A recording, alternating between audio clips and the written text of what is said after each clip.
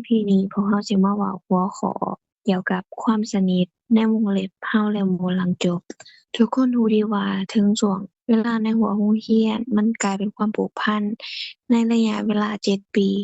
แต่เมื่อทุกคนจบต้องแยกย้าย ความผูกพันนั้นจะยังอยู่หรือจบลง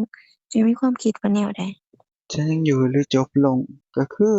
การที่เราได้มาใช้ชีวิตนำกันได้เรียนมานำกันตั้งแต่ม. 1จนฮอดม. 7เป็นเวลา7 ปีก็อาจจะมีบางคนที่แบบอาจจะใจหายเมื่อรู้ว่าตัวเองกำลังสิจบแล้วบางคนอาจจะกังวลว่าตัวเองและหมู่จะเป็นคือเก่าบ่สำหรับข้อยแล้วมันอาจจะบ่เป็นคือเก่า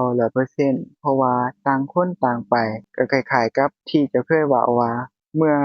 เราได้เดินทางมานำกันขี่รถไฟรางเดียวกันมาเป็นเวลายาวนานเป็นเวลา7 ปีก็มีช่วงใดช่วงหนึ่งที่รถไฟนั้นต้องหยุดแล้ว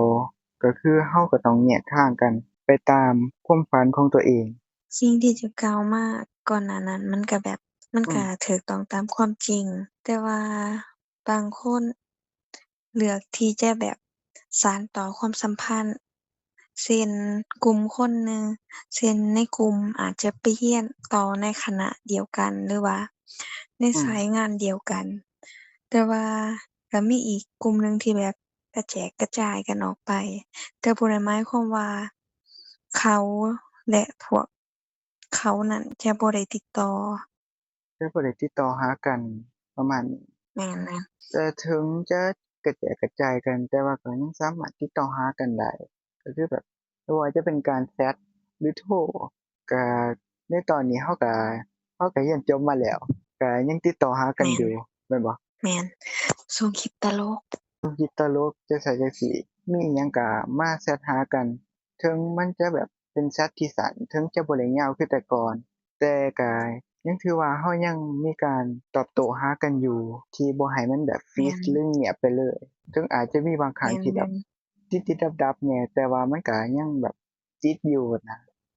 มันก็คล้ายๆคือการเติมไฟใน TikTok แต่จั่งใดก็ตามก็จะมีบางครั้งที่เราอาจจะมีความรู้สึกว่าเราบ่รู้จักหมู่คนนี้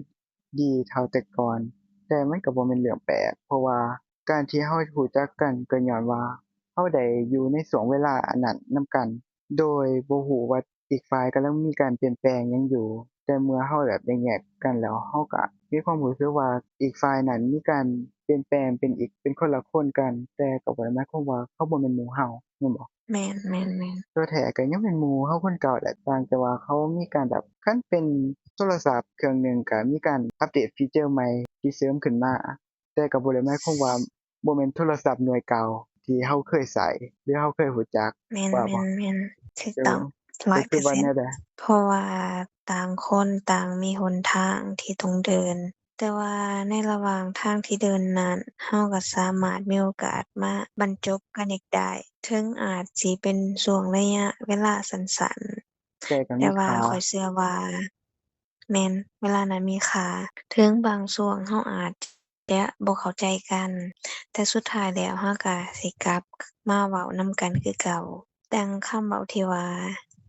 ยิ่งใกล้กันยิ่งเฮ็ดให้มีความผูกพันความรักหลายขึ้นเพราะว่าสิเฮ็ดให้เราเห็นค่าในช่วงเวลาที่ได้ใช้นำกัน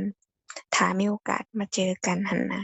อืมในตอนนี้เราก็สามารถสรุปได้ว่าถึงเราจะเรียนจบไปแล้วแต่ก็บ่ได้หมายความว่าความสัมพันธ์นั้นจะจบลงเราก็ยังสามารถแม่นที่จะรักษาความสัมพันธ์นั้นไว้เพียงแต่ แม่น แค่ความรู้สึกกันให้เกียรติกันความสัมพันธ์นั้นก็ยังผูกพันกันแน่นกว่าเก่า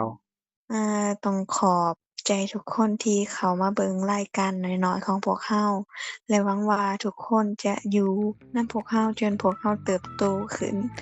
และทุกคนสามารถเติบโตไปพร้อมพวกเราได้แล้วเรามาเจอกันใน EP หน้าว่าสิเป็นเรื่องหยังในรายการ Talk with กระป๋อมบ๊ายบาย